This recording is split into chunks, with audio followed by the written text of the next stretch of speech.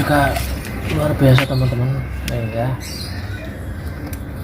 jadi kalau kita diilang-ilang ketika mau bikin bonsai ya, kadang kita tergantung bahan. Kalau teman-teman punya bahan apapun di bonsai, ketika dia kerangkanya bagus, akarnya bagus ya, gerak dasarnya bagus dalam arti secara estetika sudah mengandung satu keindahan ya dari sudut pandang ya, bahwa bonsai itu punya perantingan ya, dari batang, akar, perantingan, batang, cabang sampai cucu itu sudah punya potensi yang bagus, itu nggak ada kesulitan. Nah, di hilang-hilang inilah ya yang ya, nggak semuanya ya, ketika kita dapat dari alam itu memiliki karakter yang sempurna seperti itu. Nah, itulah tantangannya, sehingga kita dibutuhkan satu kreasi imajinasi ya, sebuah analisa ya ke bahan dasar bonsai ini, supaya nanti sebetulnya kita nggak bisa berbuat banyak dengan bahan bonsai yang apa adanya, cuma kita harus punya satu teknik atau cara tertentu supaya bahan yang apa adanya itu bisa minimal bisa membuat satu kerangka atau sudut pandang yang enak dilihat. Mungkin kalau indah susah banget ya, karena indah masing-masing perspektif orang, tapi kalau dari sudut saya pribadi, pertama dengan bahan ini nih ya, ini ada 3 dari batang, ini ada 3 nih ya. Ada 3 percabangan ya, yang 3 ini sebenarnya nggak bisa semuanya dominan, harus ada yang menjadi satu center ya dari pertumbuhan ini. Cuma kita nggak bisa memaksakan, kayak sendiri juga lagi memang ngelos ya, ini memang tak los, nggak tahu ke depannya bagaimana juga ini, tapi coba ya kita lihat lagi ya, kita seleksi dulu supaya nanti dari seleksi tunas-tunas yang baru tumbuh ini yang tidak penting ya, kita coba kurangi supaya nanti terlihat ketegasan pohon ini mau kemana ya gitu. Kembali lagi ya, kalau bahan dasarnya udah cakep enak, tapi kalau bahan dasarnya itu sudah bikin pusing, nah itu ya, kalau bahan dasarnya bikin pusing, nah itu ya butuh satu kreativitas, kita nggak bisa maksa, soalnya kita nggak bisa maksa.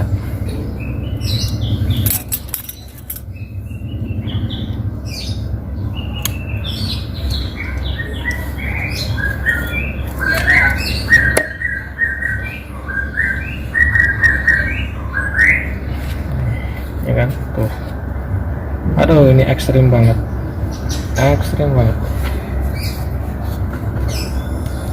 geraknya. Nah, benar itu satu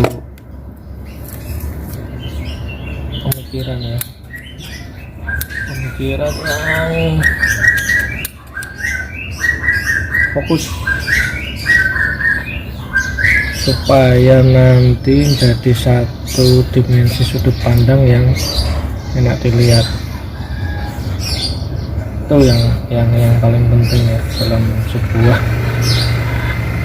perspektif bahan bonsai yang ke depan ini bisa kita nikmati menjadi satu karya ya, minimal bisa memuaskan sudut pandang pribadi dulu. Nah, kalau orang kan relatif ya. Kita lanjutin ya.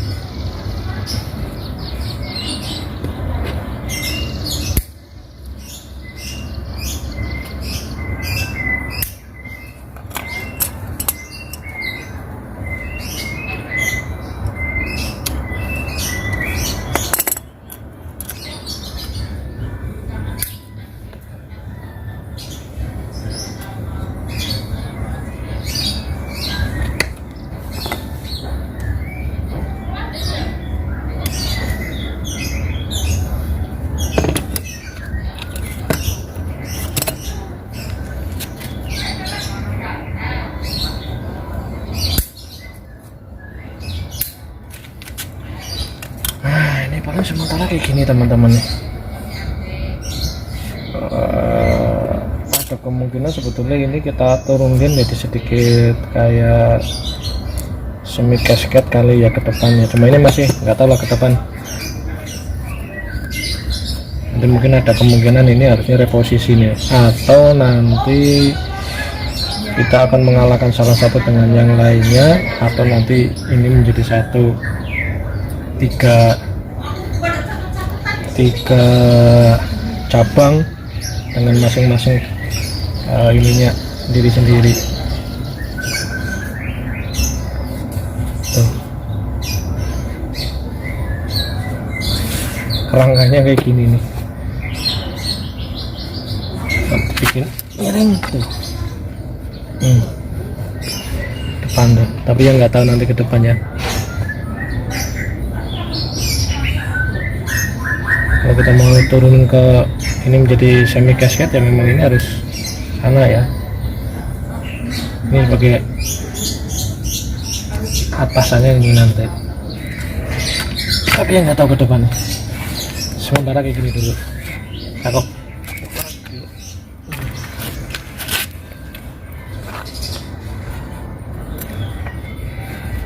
Nah, ini sebetulnya dibanding yang lain ini lebih punya satu apa namanya ya,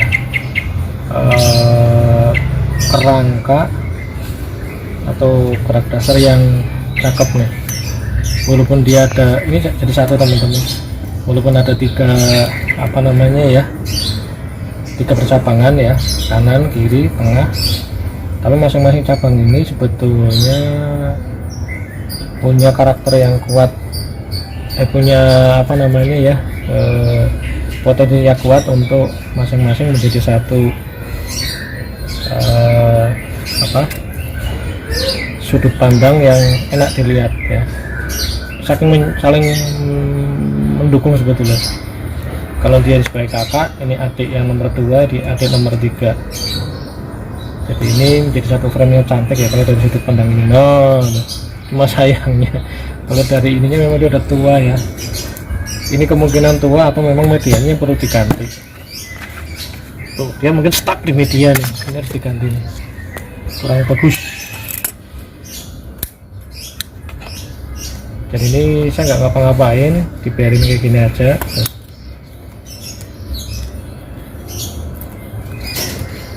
Ini mau melakukan pembersihan aja ya, karena nanti kita masih perlu menyiburkan ini ya, curiga ini dengan pohon ini harus disuburin dulu, nih supaya nanti dengan pertumbuhan yang baru ya, dengan media yang baru ini menjadi satu bahan bonsai yang rimbun aja dulu.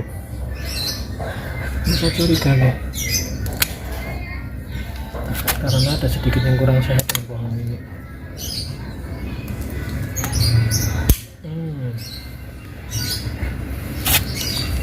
Mungkin di perakarannya nih ya, medianya maksudnya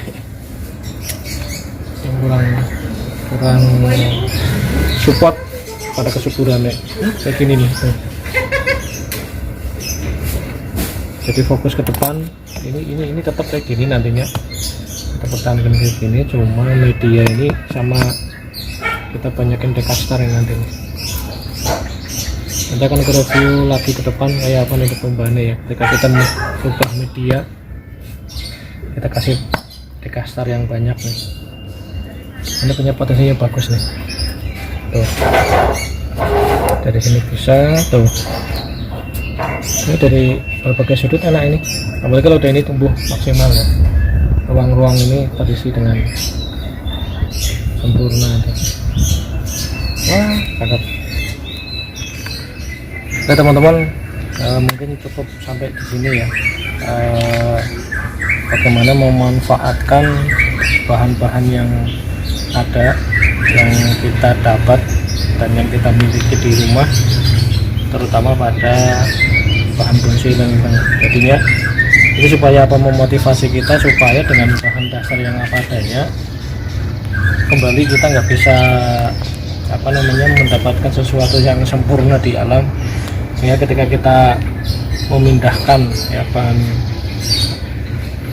bonsai ya dari alam, terutama di ilang-ilang itu, apapun yang teman-teman dapatkan itu tidak perlu risau, tidak perlu pusing dengan berbagai macam teori, supaya apa, supaya ketika kita berekspresi ini menjadi satu hasil yang maksimal sesuai dengan apa yang ada di dalam imajinasi teman-teman.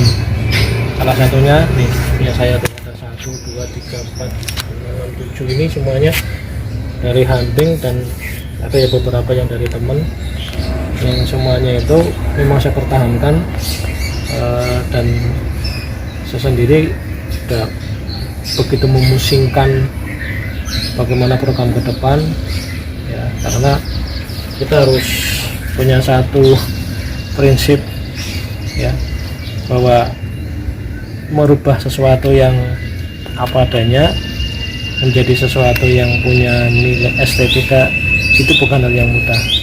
Tapi ketika kita punya satu kesabaran dan punya satu yang paling penting rasa kasih sayang dengan ilang-ilang ini, insya Allah ilang-ilang itu akan memberikan satu performa, memberikan satu apa, keindahan yang luar biasa. Jadi pertahankan terus apapun yang Anda miliki, apapun yang teman-teman punya di rumah, terutama di ilang-ilang, bahan bonsai ilang-ilang, terus berkreasi, terus bangga dengan hasil karya sendiri. Jadi itu saja dari channel Agung Oye. Stay tune di Agung Oye. Jangan lupa yang belum subscribe, dan bagi teman-teman yang masih pemula terus berkarya. Thank you.